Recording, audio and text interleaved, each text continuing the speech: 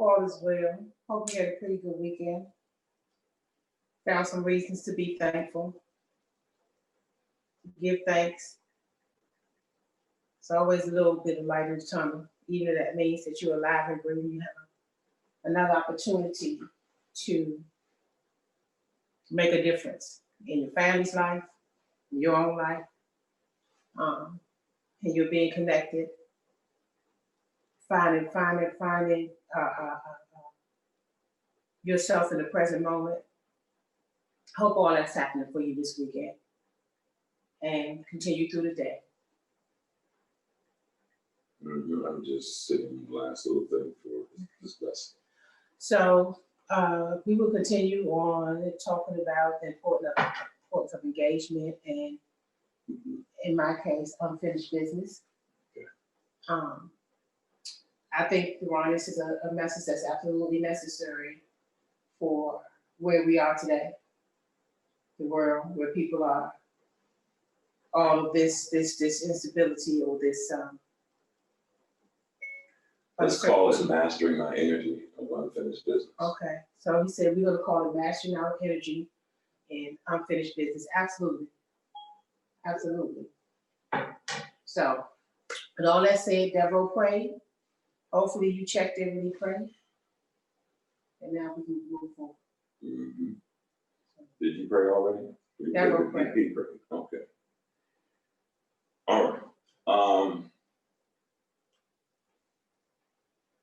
The slides came over, my friends.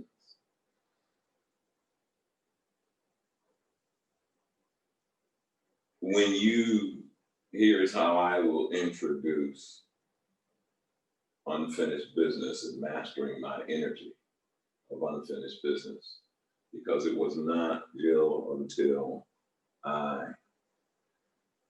had no choice but to move at a different pace, flow at a different pace, that I realized that the most important thing I needed to do was be able to master my emotions and energy, because I became frustrated with the inability to do things in the time that I used to be able to do. And I became frustrated because I had been told for years by the wisdom, one thing at a time, do one thing at a time. Multitasking, it works only at the last minute, but you got to be careful trying to multitask. Take care of one task at a time, which made me very frustrated. And it irritated me. And by the time I started experiencing some dark nights and the different walls on this journey, I had to get to a place of enlightenment. We all have to get into a place of enlightenment where we're able to see ourselves from a whole nother perspective than just what we're used to having, that we're used to looking at ourselves. I got rose-colored glasses, but these are what I chose, but doesn't allow me to see the world as rose-colored. I have to see the world as it is, not as I want it to be. And I think too, one of the things that we've taught over the years, and we're not the only ones, different teachers will share this with you. But I think, Deron, that there's we so don't know what it's like. It's in your 30s, you don't know what you are like at 60. Mm-hmm. You don't know what you are like at 50. And sometimes we can not be respectful of our own minds and our own bodies, and the level of anxiety and pressure we put ourselves under. There are two, when it comes to closure, there are two tendencies. Researchers show that there were two tendencies, Ron, when you have unfinished business and you want closure. I think closure for me is an emotional way. Unfinished business is action. Right. So I have to do both. I have to deal with my emotions so that I can be at a place where I am operating in what I'm going to call right action. But there's two tendencies that occur when we continue on a process of just powering through a certain way, or not dealing with the emotional side and not knowing how to deal with uncertainty. That's what I'm trying to say. And that is, one tendency is the tendency to try to bring closure too soon. And remember, closure to me is unfinished business in my emotional area, where there's something still lingering, there's something still looping, and but unfinished business is in my doing part, not in my feeling part so much in terms of how I'm talking about it. But the tendency is, and I've seen it with, then when you finally get to a place where you're ready to accept these emotions, these buried emotions, and you're ready to confront them, then the tendency is for someone to try to bring closure faster than the process will healthily allow. And when you try to do it too fast, for example, if I'm not good with being in a space where I don't know, that's that fourth box I've been talking about. I've been saying that we have a box of this is hoarding, decluttering boxes is what I'm calling it. And one box would be, this is I'm gonna keep, this one I'm going to donate, and this part, this thing right here, I'm gonna throw away. But I said, let's add a fourth box, and that fourth box was the box of ambiguity or uncertainty. And the reason why that's important to do is because uncertainty, if you have a tendency to just not be able to live in that space of faith, then you'll keep trying to find answers, force revelations. This is, remember, for weeks we talked about the role that wishful thinking played. And sometimes when you just cannot sit with that feeling, then we'll go and find an answer, and we'll fill in the blanks. And so one of the things that happens, say you fill in the blanks in terms of a conversation with someone or another person, what can tend to happen is assumptions happen, judgment happens because we just want the situation over with. Right. And we don't, so part of what we're doing in getting you to this space of awareness and awakening is that you would actually be able to live in this faith that we say is the mainstay of our community. Right. And that is, you will be able to deal with uncertainty. And this is what you said, multitasking, trying to do too many things at one time. Oftentimes what drives that is the lust, greed. Those are the kind of words that, could be used in very similar circumstances. But it is your impatience with the process. Right. And so you have two areas. One, it says that one tendency is that you force it. Right. Without waiting for the proper information, which puts you into judgments, assumptions, because you're not waiting for the proper information. And then the other extreme is someone who don't want to approach it. So someone takes is too busy, and someone's not busy enough. And that's why on Wednesday, what we were talking about, and we're still talking about that, is proper balance. And I think that the judgment also comes. It's funny you say that, because I said, so many things are going on that if you're not careful, you begin to judge the different waves that are coming your way, the waves of emotion, which is why I chose this screenshot behind us, because it's beautiful water. But when you look at it, these waves are crashing in rocks. And the waves that we are experiencing of emotions are crashing us.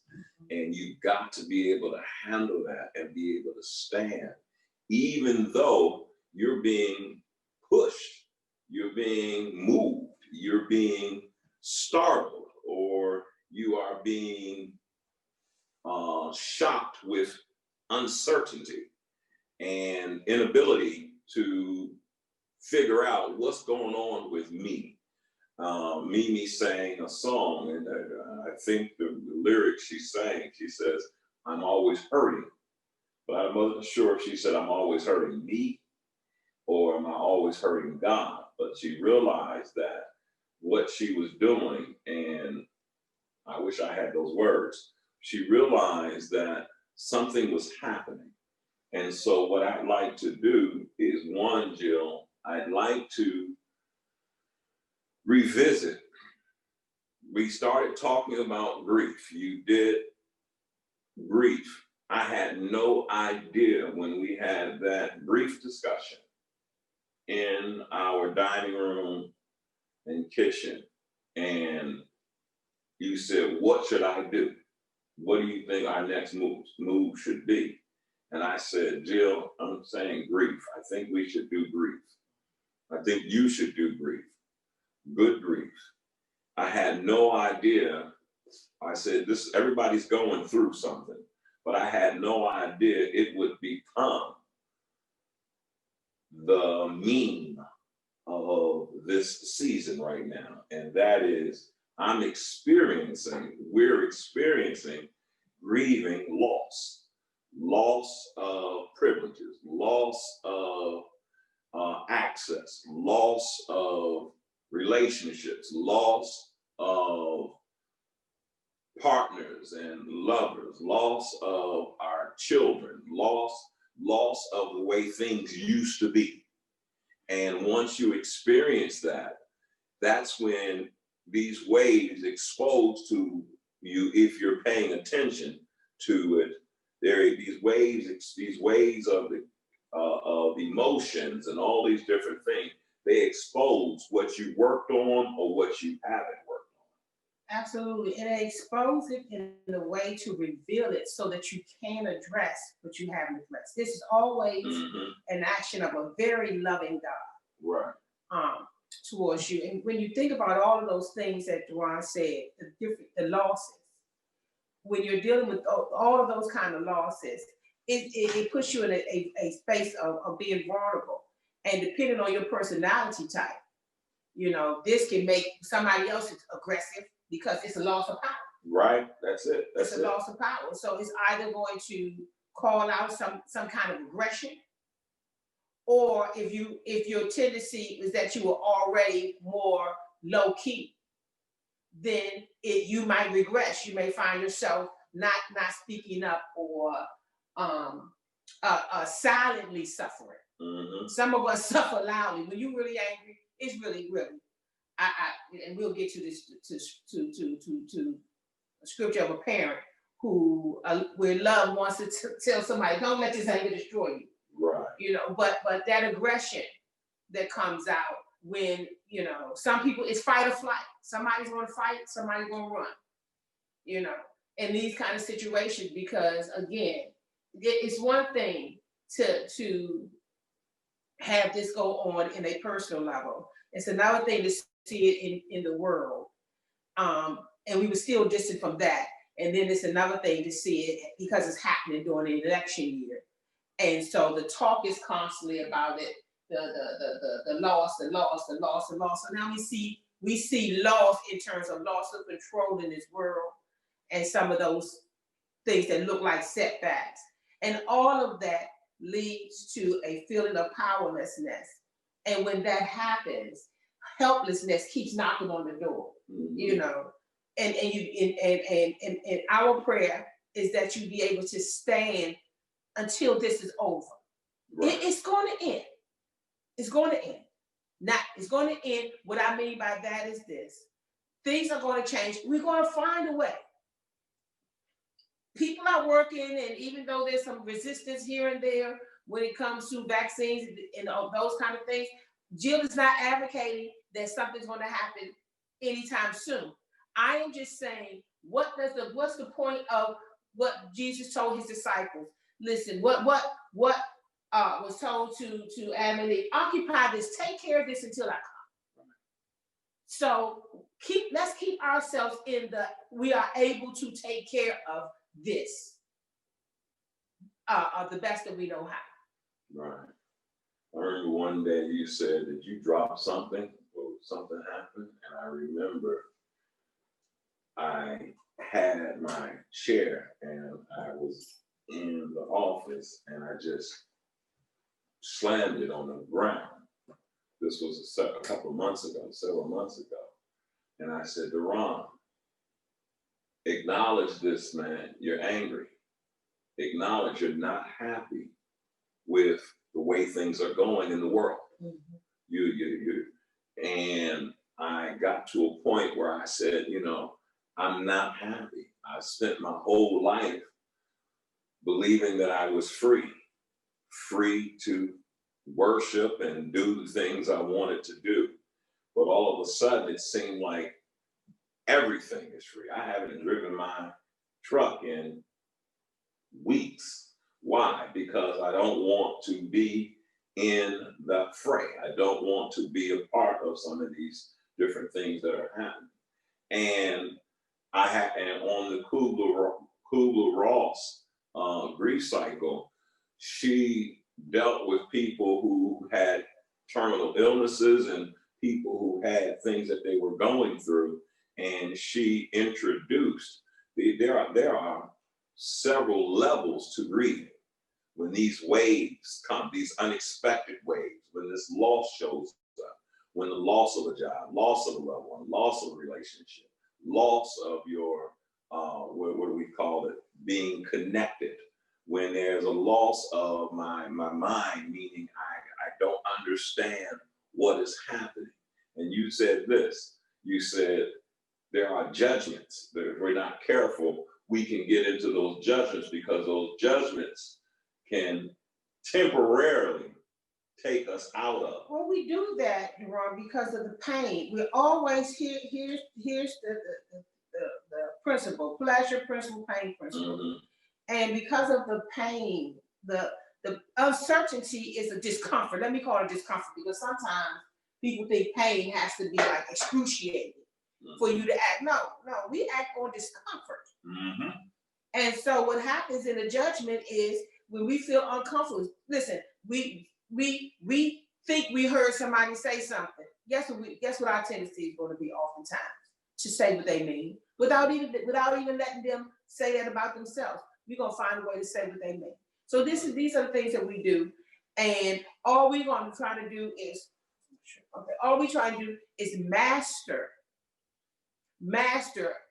become masters in this life, to transcend, to live in the midst of a storm if you have to, and not lose yourself.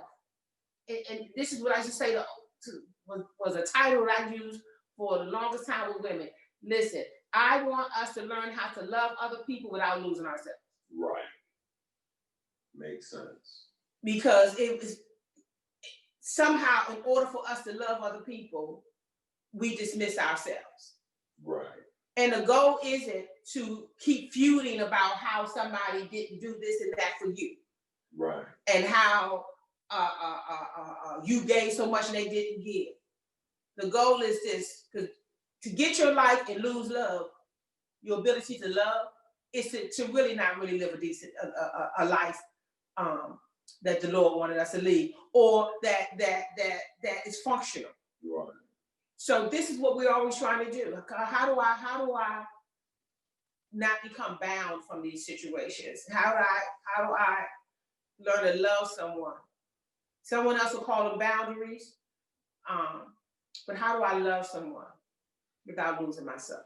It's amazing that the things that we touched on in our own personal lives years ago, and the things that you taught years ago, and that it is now appropriate right now for this season. Mm-hmm. And if we go to the slide number 2, Kubler-Ross grief cycle, when you look at this, she put out these different things. The first one was denial.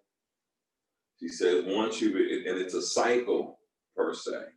The first thing was denial, and denial was based on avoidance, confusion, elation, shock, and fear.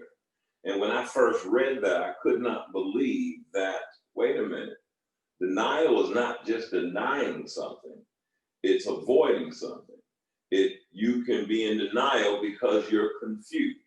You can be in denial because you're looking for elation. You're looking to feel like a feeling that you used to feel. You're looking, I've been calling it getting high.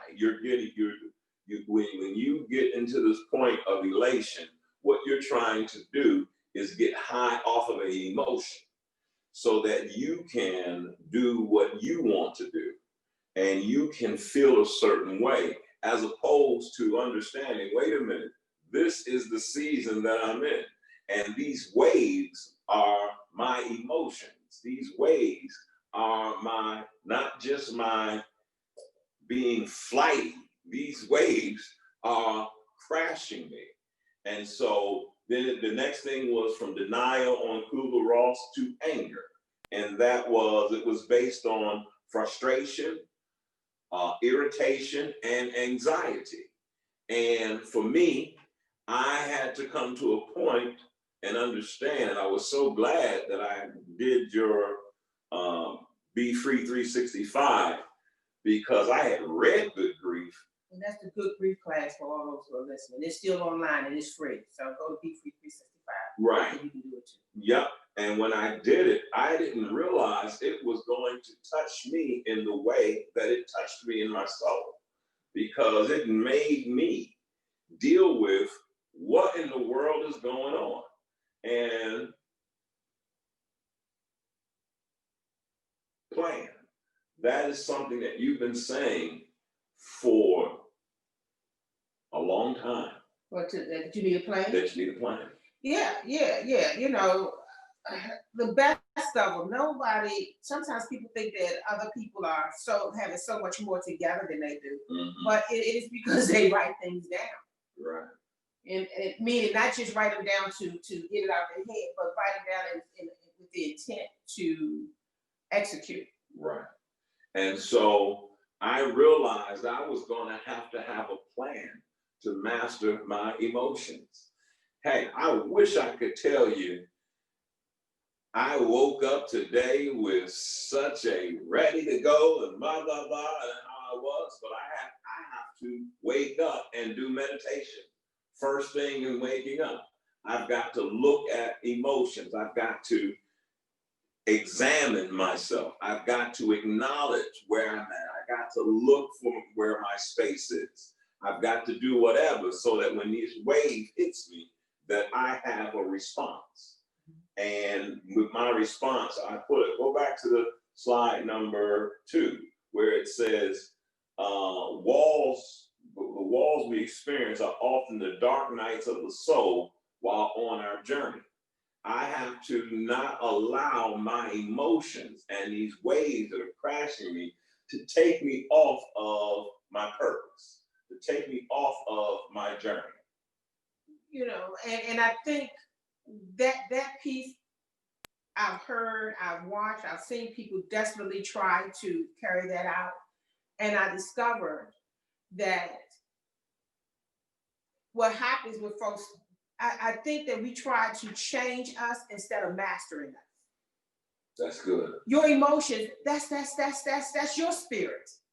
That's it. That's your spirit. And when your spirit is stressed, it acts out or lashes out a certain way. Mm-hmm.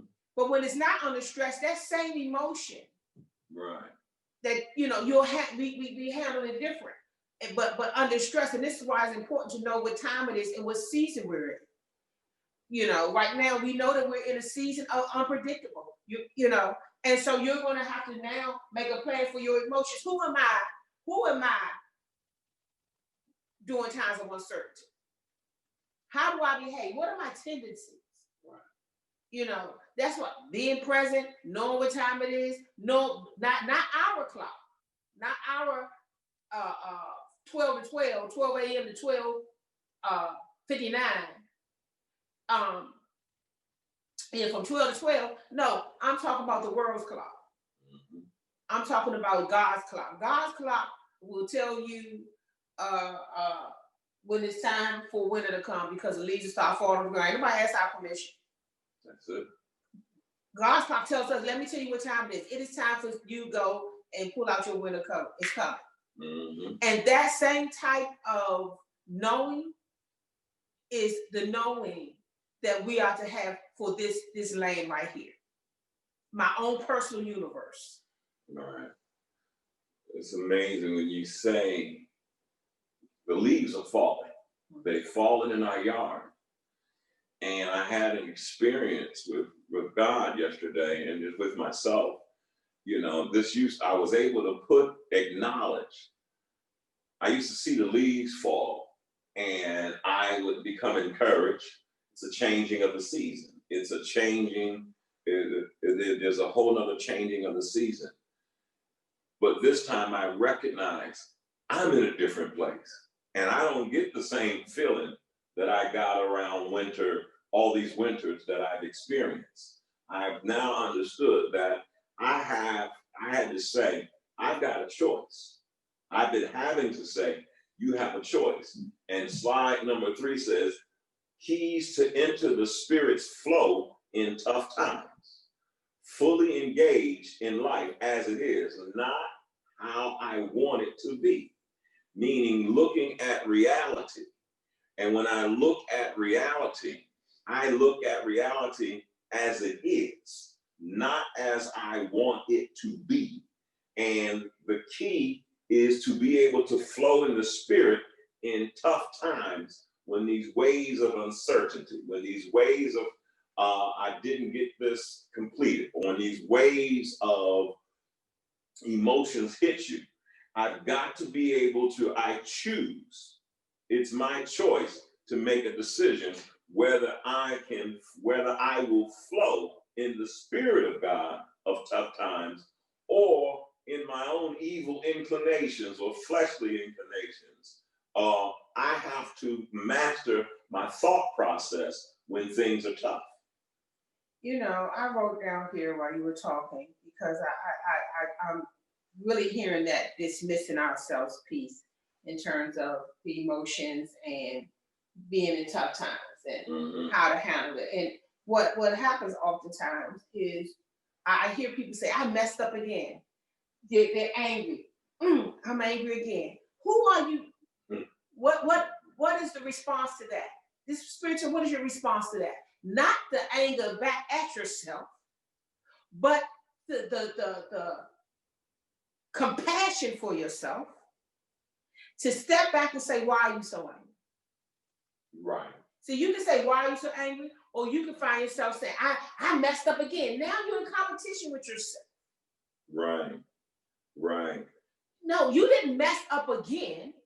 Your anger is not a mess up until your behavior follows the lead of your anger. Right. That's why you can be angry and sin not. See, Cain's issue wasn't, Cain didn't murder his brother and then there was a conversation. Why were you angry? Right. No, that came first. Right. If you handle this right now, what does James tell us about how sin happens? It is because of what's inside of you. It is your own desires. That's how it happened. And then eventually, one thing led to another, and then sin gave birth to death. Right. But between the sin giving birth to death and that space that you were in, there were choices. There were choices. And the plan, I believe, Deron, is to say there are choices. And I need to find another choice. I need to take a moment and consider my other options. I can walk away. I can stop talking. What did I tell you about me as a parent, a younger parent? I sat on my hands and counted to 10 because I had to come up with something that was going to stop the action. The thought ain't nothing but thinking. The thought is thinking. It is the energy behind the thought that drives the action. when we talked on when I shared on Wednesday, just the relationship with Cain and Abel. Eventually, we learned later in Hebrew, the book of Hebrews, why Abel's offering was accepted and Cain's wasn't. Right. And it had everything to do with what prompted them. What prompted Abel? He says that Abel was prompted by faith. You know, Deron, you and I had a talk about this. Can we put up that slide to read that one? Yeah, that was next. Okay, well, go ahead. Well, let me just, hey, I'm going to slide number 5 now, not 4. Slide number 5 that has Genesis 4 on it.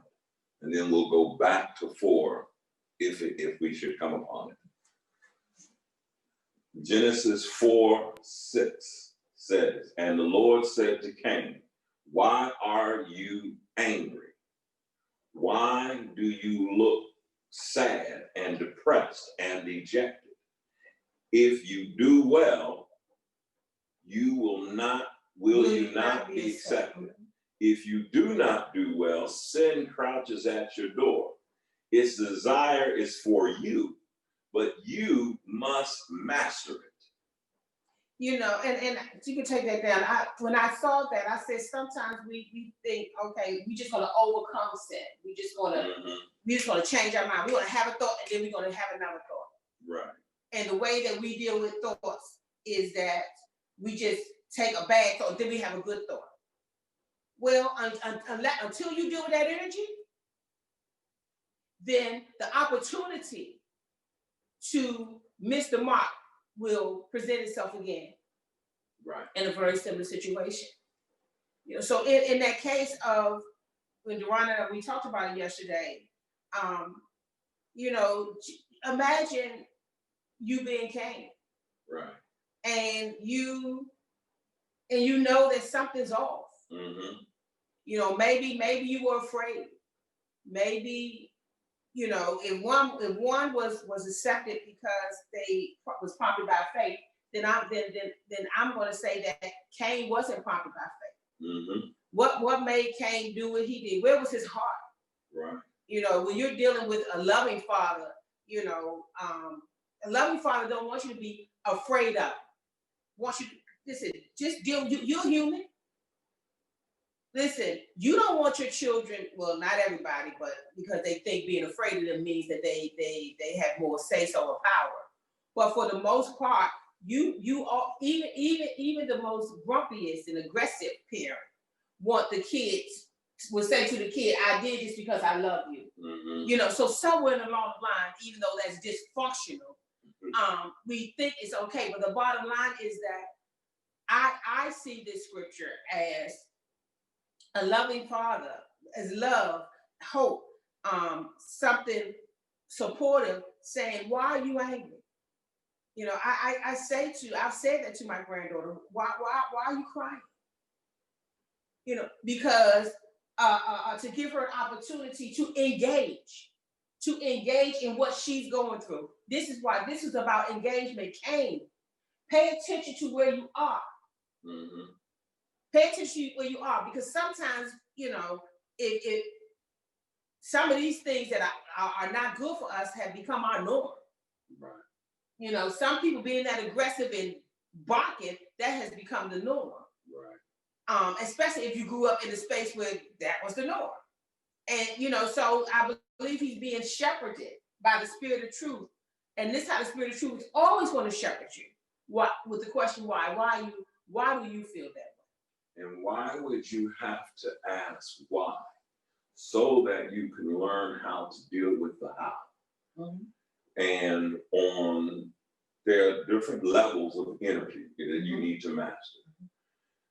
There's high energy, low energy, negative energy, positive energy. 4. And when you look at this, thank you. When you look at this chart,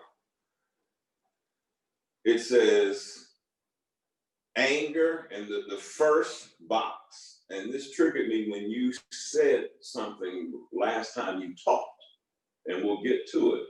But your energy, if you're angry, it's gonna, it'll be fearful, you'll be anxious, you'll be defensive, you'll be resentful.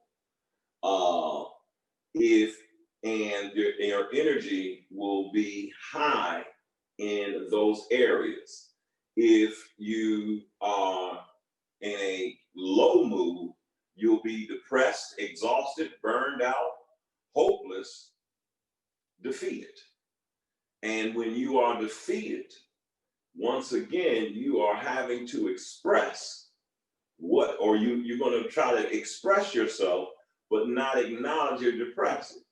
But then when you go in from negative, which is unpleasant over here, to positive, which is pleasant, then those red boxes show that you'll feel invigorated, confident, challenged, joyful, connected.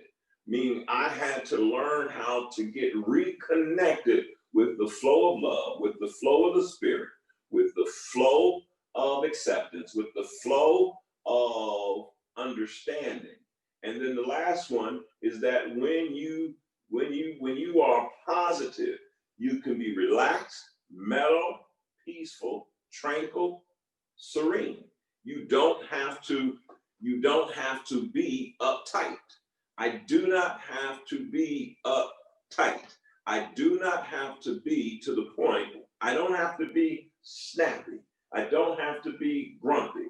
I don't have to be dismissive. I can choose to be relaxed, mellow, and peaceful. These are choices that I have to be able to make. And if I make these choices, I have a choice. Right. Right. Well, and I think that's the key word. It is choices. But choices are better when you really know yourself. Right. Because you can again, there are lots of choices, but you got to have a plan. You have to know yourself in a place where you are shepherding and you are managing your energy.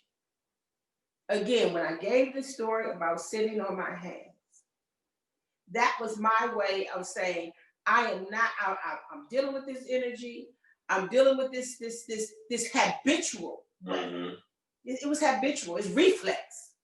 I'm dealing. I recognize that my reflex of irritation or my reflex during a situation that doesn't go my way is as a parent is irritation with a 6-year-old who didn't understand at the time, and I want to force a change. And I understood what my way was. Some people, excuse me, some people neglect children emotionally. Mm-hmm.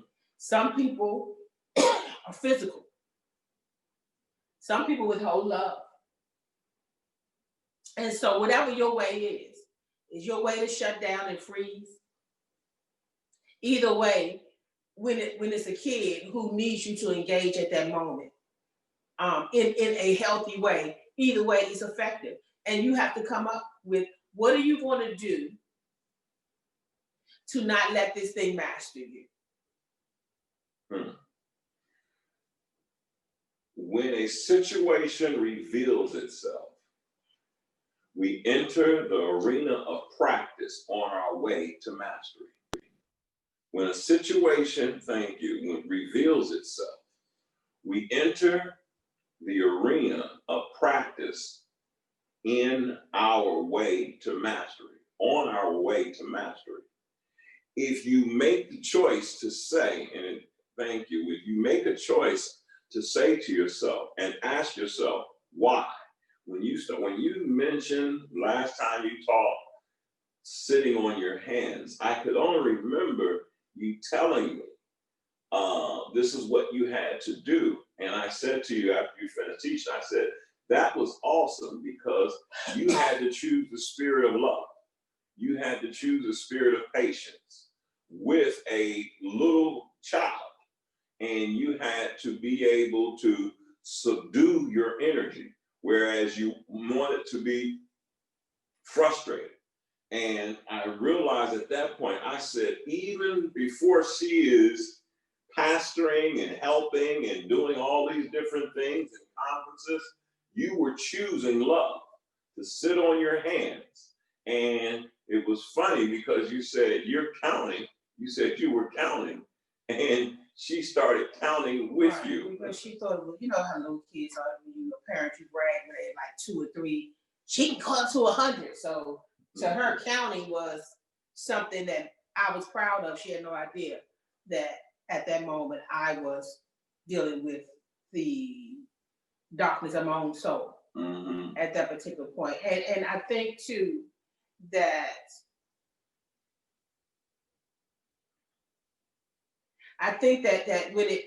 when you say, you know, my why, I didn't say, listen, you all, I didn't say I need to love more.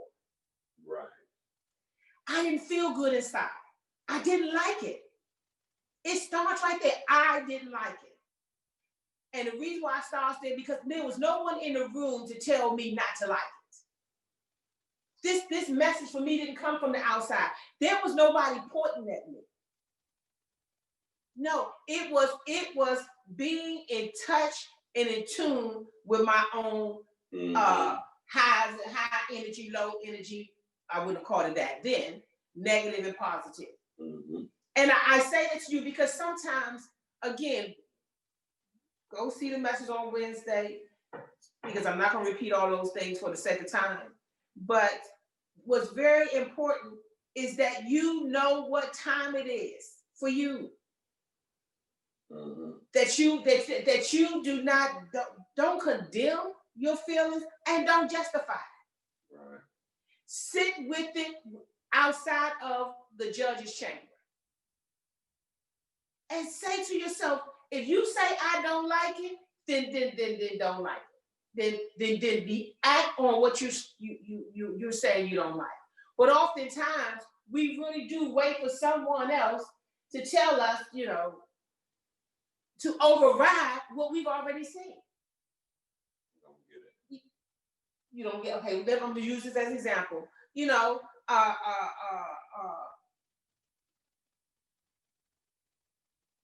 I'll use me. This is so old, but many years ago, when I had perm hair, Lisa Richards, my good friend Lisa, was on bed rest because she was pregnant with her daughters, okay, who are now 21. So you know how long old this story is. And so I went to someone else to get my hair, someone else in her shop to get my hair done. And this person cut my hair. I was doing that old silly black thing, okay. My hair more than I thought she should have. So I was feeling some kind of way. And I was feeling some kind of way about this person, and I said something. And when I talked to some friends about it, when we were on the ministry, and I kind of shared the story. By that time, I realized that the little strands of hair that she cut, they meant too much to me. They see that could have been, why are you so angry? My why are you so angry question would have been, the statement would have been, and I did say she cut my sexy off. Well, I was exposed to something. Why did I think that meant that? You know, but I didn't know. But the bottom line is, I did come to the conclusion that I overreacted to it. And when others say, well, you know, she shouldn't have done this because the person, she had a bad attitude. She had a bad attitude last year, 20 years later. But the bottom, okay. But the bottom line is, I understood. Right. And so when others came to tell me, no, that's not what it is. It's not that bad. Or, you know, you deserve, I overreacted. And I didn't let anybody change that. And that's what I mean when I said, I didn't let anybody change that. I didn't let someone tell me that to change what I know I felt. My own person, my own inner self was telling me, listen, we're better than this. You are playing way below the rim, Jill. What are you caught up in? And I had that conversation. And so nobody was going to tell me, oh no, you ain't doing anything wrong. You don't have to tell me that. If I feel that way on the inside, I may not have the right statement for what is wrong, but you know when you feel guilt. Mm-hmm. You know it. Now, you may not, if you have been overriding for a long time, you may not know it anymore because of that denial and that avoidance. But just like with Cain or with me or with some situation is going to trigger that unfinished business. It's going to trigger that thing that you need to face that you've been putting off. And you were managing and mastering your energy. But had you not sat on your hands years before that, had you not made choices to say, I'm not going to allow myself to be rocked by these people or this person, but I'm going to be focused. I can now understand how Talita became a lot more balanced in her understanding. Not that she didn't have her own issues, but she became more balanced because she had a mother who was managing and mastering. And it says time management. Time, and this is why I wanted to do this. Time managing and mastering. Time management is the ability to use one's time effectively and productively. The idea is how to manage our energy and master our emotions so that we can make the best of our time.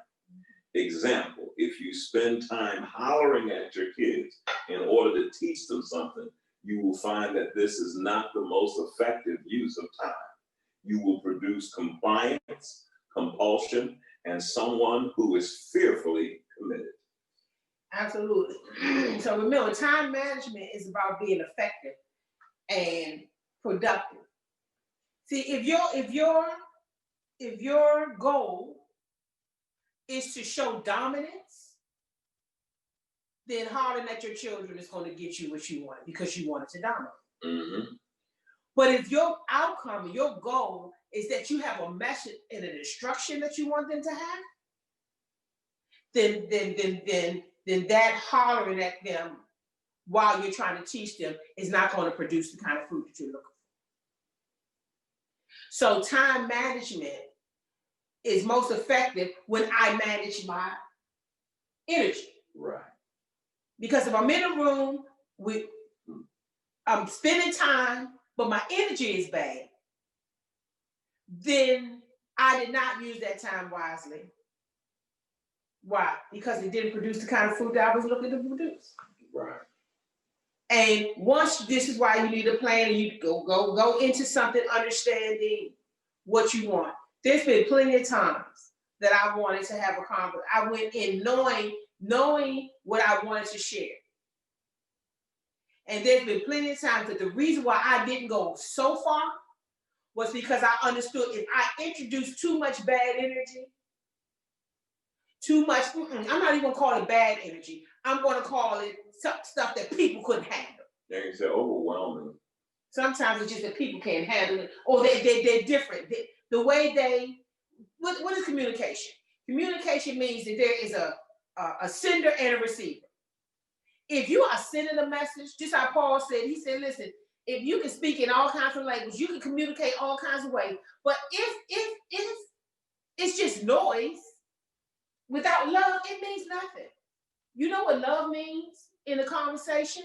That I recognize there's another person in the room who I want to get this message. Mm-hmm. That this is not just about my message, but let me rephrase this.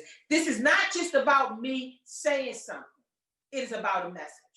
Mm-hmm. How am I going to get that message across?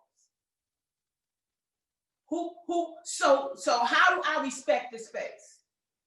I act like there's someone else in the room. That's why you get to ask questions and do those things. But for the longest time, there was plenty of times I wanted to go somewhere, but I understood. It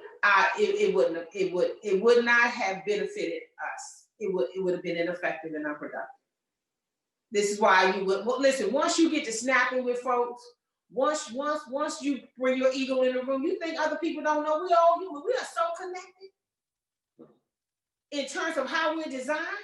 Right. Rarely does a person not recognize when the energy has gone into something that's forceful, something that's something more dominant. So what we were talking about was the effectiveness of time. And to make time effective, you have to have your energy and you have to know what time it is. If you're in the room to teach something to a child, Right. they'll tell you get down on the child's level. They'll tell you all these different ways to be able to connect with that child. Because if you finish talking for 2 hours, there's no connect and there's a disconnect, and folks cannot be fully engaged because they are afraid and they're afraid to come into the space, then guess what? That is not the best use of our time. As a parent, I learned from you. There's a way to do this, and there's a why to do this. And you had the reason I wanted to revisit the things that you taught. It says the thing about time. The slide says the thing about time. Why? Because time is always in a new day space. Time doesn't allow us to predict. It commandeers us to respond to the moment at hand. As you were talking, I remember there was something that I saw my daughter was experiencing, and I wanted to know, instead of going in and being this dominating, assertive person with a certain tone, because I didn't want to offend her. And I wanted her, even though she was grown, I wanted to understand her why. So I asked her questions. Is there a reason why you do this? Or why is that? And I didn't say it with accusation. I said it, and we had a conversation where I was able to have an understanding. And that allowed me to be in the moment that was there, and her to be in the moment, and us not to lose time because she was upset and she just jumped into her car and took off. No, I had to control and master my energy so that she would be receptive to the wisdom if it was time for her to be receptive. You know, and this is why when it says, if I went to the thought of what does it mean to be prompted by faith when you're doing something? Prompted by faith means that one, I'm present. I deal with the reality that I can't force anybody to do anything. Mm-hmm. And when you walk in faith, see, faith means you trust God, but you don't trust God because somebody talked about God. You trust God, you trust truth, you trust that this world is intelligently divinely designed. And you do that because you know that. And so you have faith in God because you believe this process. You believe the process of life, you believe the process of nature. That's why I can say there's our clock and there's God's clock, which is nature. So when you do that and you have that trust, it's only then, Deron, where you can walk in that kind of, be prompted by that kind of faith. Mm-hmm. Mm-hmm. You understand? To do certain things. Because what try it again, explain that again. I'm almost forgetting why I said this. It's cool. Go ahead. So my point is, I was talking about Abel, and it said that Abel was prompted by faith right. to do what he did. That means oftentimes we're not. See, he was prompted by believing something about God. Right. Okay. He was prompted. That faith had to do with that relationship. Put it in human terms. You know, a person who is healthy and balanced and don't have disharmony and disease within themselves, they do not want their child to fear them. Mm-hmm. In a way that the child can't talk to them. There you go. So I'm going to step out and say this. Guess what? Abel came with his offering to say, this is what I have. You know, unsure, uncertain, but he approached that that space, that uncertain space with confidence. That's what the Bible will say, that we can approach God with confidence. This is what Jesus did. Why? To tell you that you are fully accepted, because what happens is it is dishonorable to either blame God or let's go to the parent side. I don't like it if Talita was scared, even at 39, that she thinks that she can do something so bad. I'm not talking about murdering, killing, and even that I would always be her mother. But that she has to tip around and I can't love her flaws. And I can't love her, give her, my love is unconditional. Or my love is conditioned upon you doing right. And now that you're unsure and maybe you don't have it all together, you can't just come to me the same way you do when you think you're confident. And I say that to some because parents, we can do this unknowingly. We give our children such high praise when they do something right. Then when they don't do something so good, our faces, our countenance seem terrible. Right. And you send a message to whomever you are dealing with that they are not accepted or the relationship is not what you thought it was. And I remember back in the day, I used to say, why do you have your forehead was wrinkled? Because I was stressed prior to meeting him. And that was just that's my muscles were stuck in that space. And so to leave my facial muscles, that is. So, of course, which that was an indication of my mind and what was really going on. But Talita, one day I said something to her and I said it in a nice voice. And she said to me, but you don't have to look like that. Wow. She said, but you don't have to look at me like that.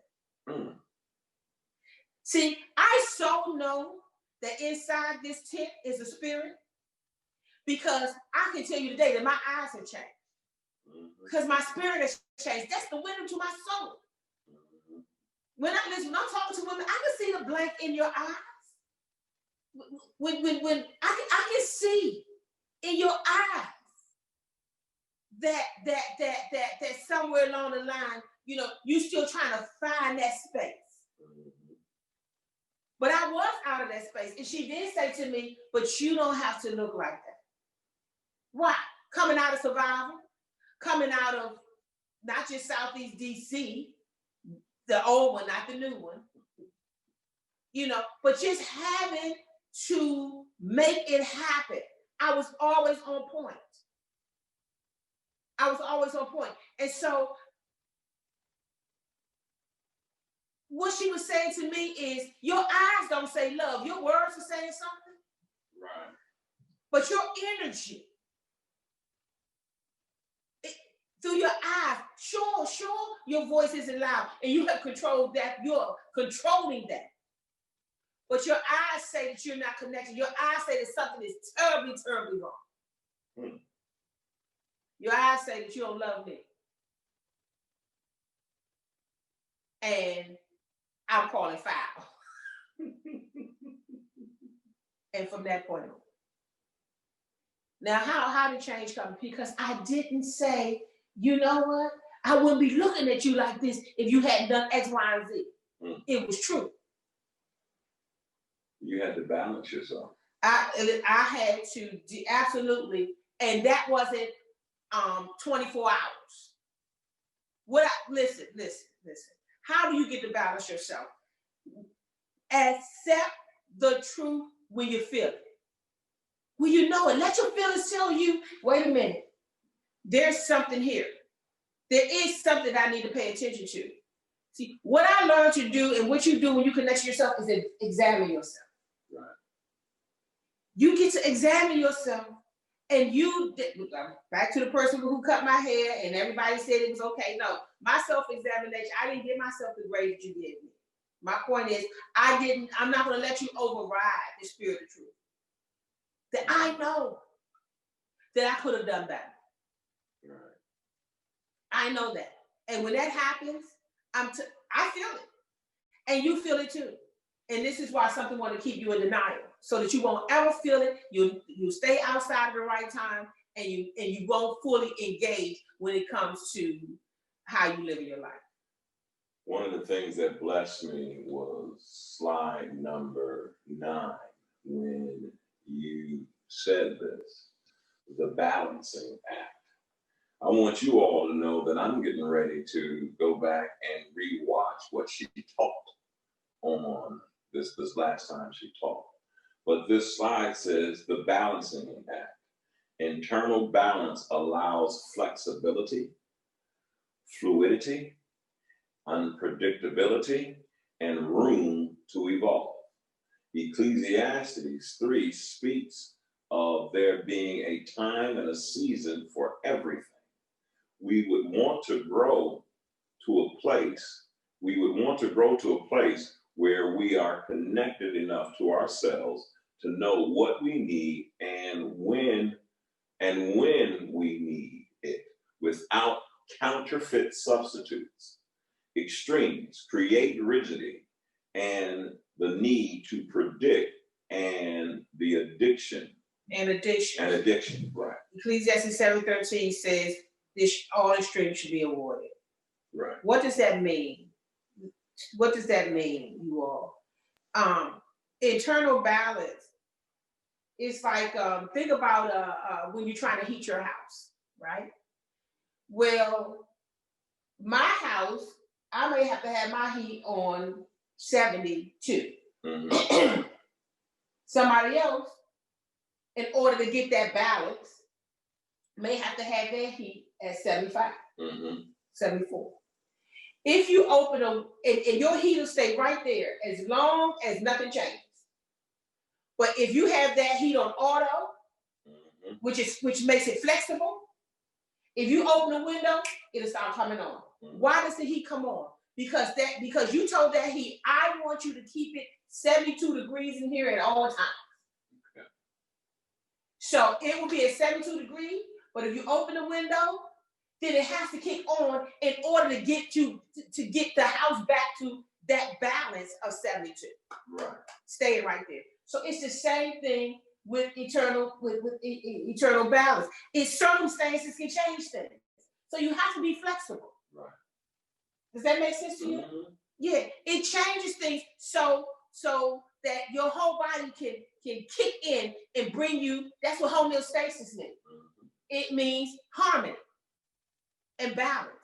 And so you're constantly trying to be there. Anything that is out of balance is called dis-ease.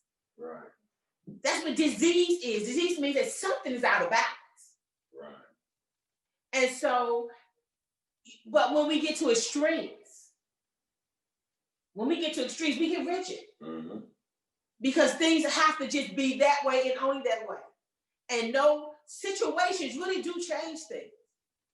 You know, sometimes a kid will go out and do something stupid, stupid in the sense of being foolish with the instructions you gave them, but sometimes things really do happen. And not too long ago, I realized that I was rigid when I studied these different things you go through when you suffer loss. And I realized that the reason I could not change, or there could be no change taking place internally, was that there were moments and things that God introduced to me. And when he introduced them to me through waves, through let me see my emotions and all these different things, I realized that I was making internal choices to stay the way I wanted to stay, not to flow with what the Spirit was requiring of me at that time. Again, why was the Pharisees rigid? What were we dealing with on that when we look in the Bible? Because they wanted to predict. This is why it's not proper. This is why if you don't learn how to flow, and the best way to know how to flow is you have to know what time it is. The best way to tell time is to say what's going on with you. One of the best things that happened that entered our relationship, and I've said this before, is that in the morning, at a period of time in our lives, Deron would say, Jill, what's the weather like? And I can say, Cloud, you talking about me. What's the weather like? Are you in? What maybe what mood you in? Are you in? And it was easier to say sunny, cloudy, stormy, than it was even to be able to find words for what mood I was in. Mm-hmm. But once you know yourself, see, once I knew myself, I could come up with a plan. I'm telling you, you're so well built. Mm-hmm. Listen, your everything in you is so ready to keep you alive, and the brain's purpose to keep you moving so you won't be stuck. So that sin won't crouch at your door and master you instead of you mastering it. So it was me knowing myself that made me sit on my hands. Because I knew me. And but to know me, I can't know me and deny the parts of me that I don't like. Right. Or the parts of me that this world doesn't embrace as kind. Well, guess what? You're in the process and you're learning. You're even learning you. And so that competing against you or that I messed up again, that's a waste. It's a waste because you're going to mess up another time. Master one part.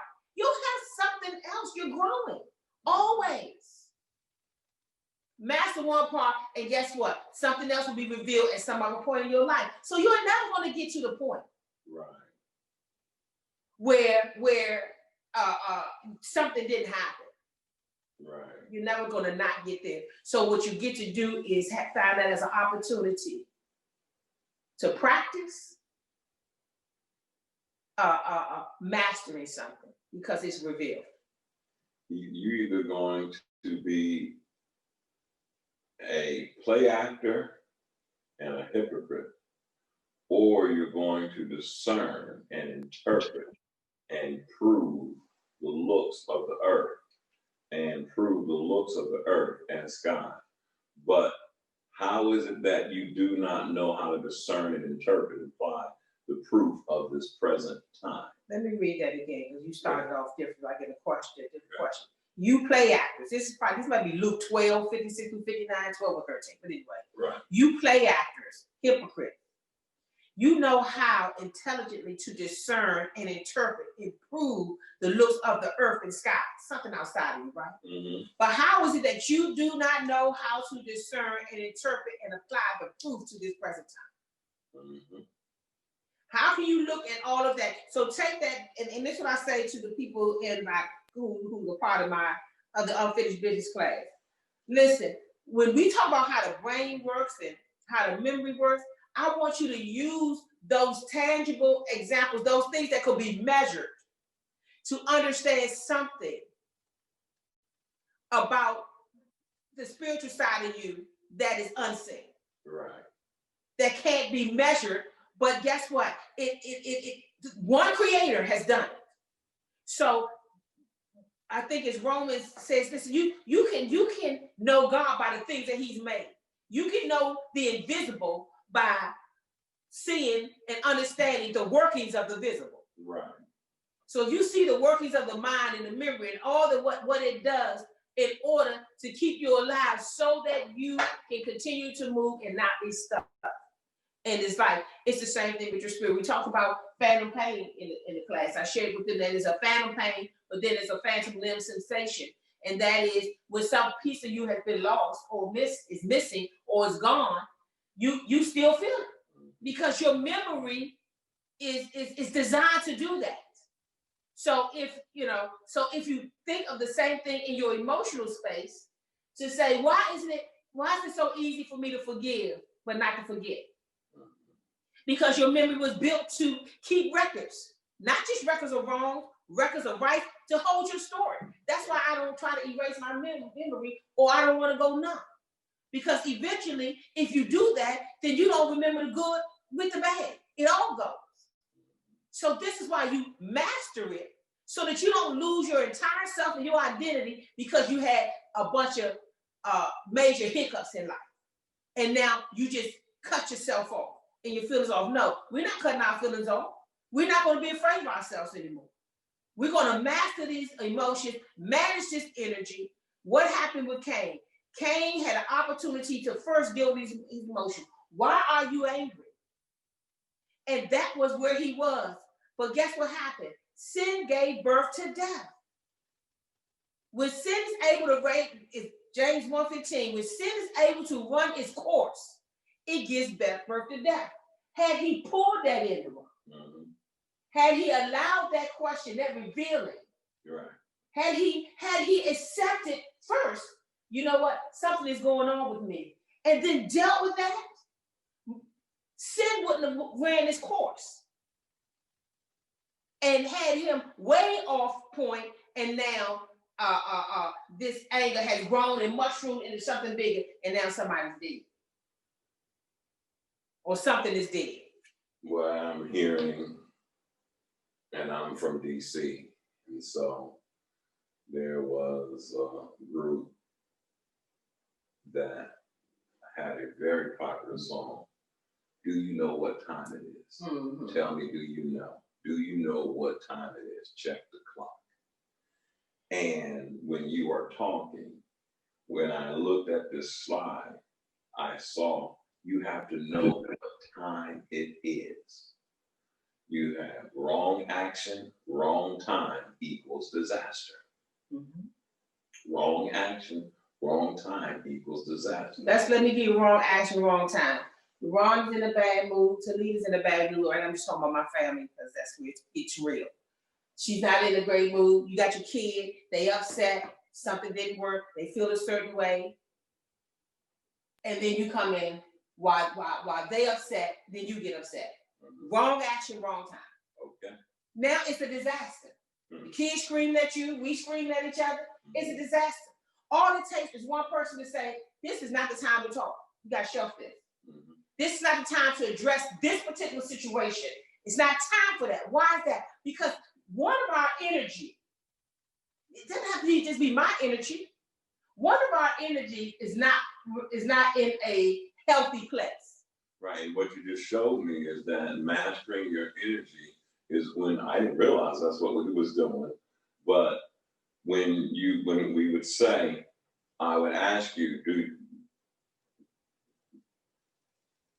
let's put this on the shelf, or I would make a statement, let's shelve this conversation because it's not producing. I mean, there's plenty of times we were talking and I could see maybe an offense happen. Mm-hmm. And I would say, this is not a good time for us to talk. Mm-hmm.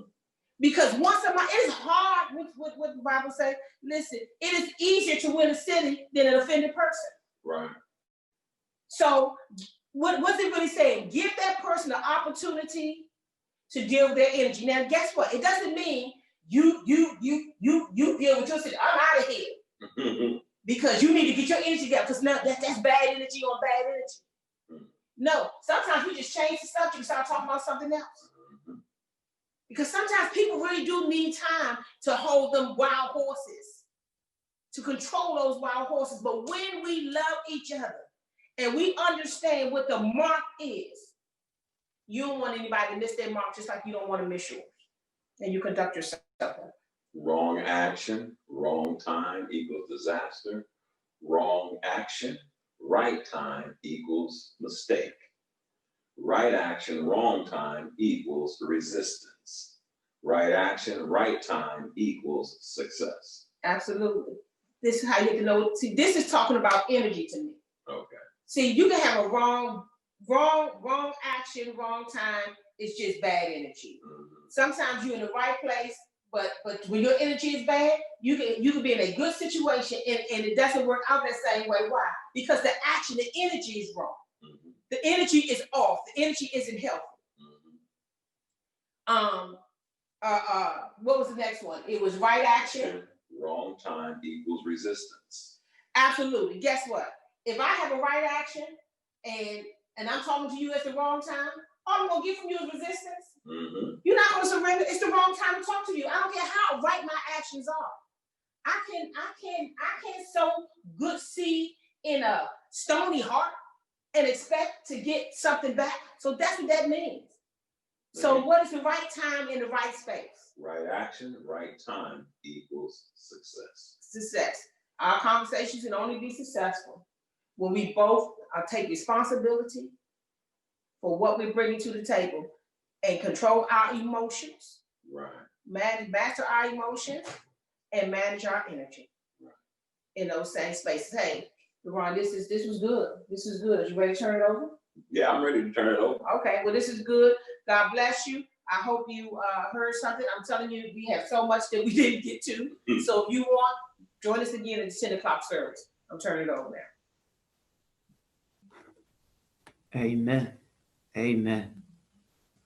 Something that showed up that God revealed to me. He said, in this season of awakening, are we embracing the journey of truth or running from it? Many of us and all of us have been on a trip in our life when we were driving with somebody who claimed they knew the directions to a location we haven't been before. And we found out that they didn't know what they were talking about when they said that this next left or right, the destination would be there. Well, that 30-minute journey turned into an hour. And then we sat there and said, well, where we at? How we gonna get out of it? Why don't we use the GPS system? Why don't we use the map? But that person constantly refused to put that on because there was some ego there that said, I know what I'm doing and I don't want any help. Well, if you know somebody like that, don't look at them if they sit next to you.